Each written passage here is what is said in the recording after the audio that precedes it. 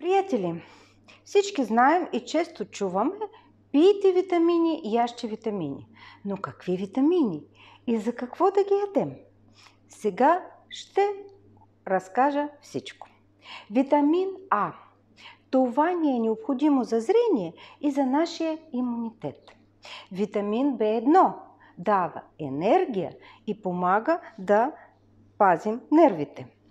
Витамин В2 това е обмяна на веществата и особено е необходим, ако имате проблеми с диабет или с инсулинова резистентност. Витамин В3 дава здрава кожа. В5 това е синтез на хормони. В6 здравето на нашия мозък. В7 това е нашата коса и нашите ногти. Витамин В9 е крайно необходим за развитие на плода. В12 това е нашата кръв и нашият мозък.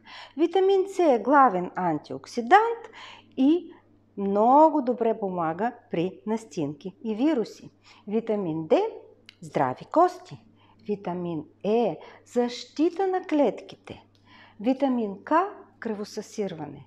И не забравяйте, че главната формула антиоксиданти са витамините А плюс Е и плюс С. Бъдете здрави и сега знаете за какво и какви витамини да приемат.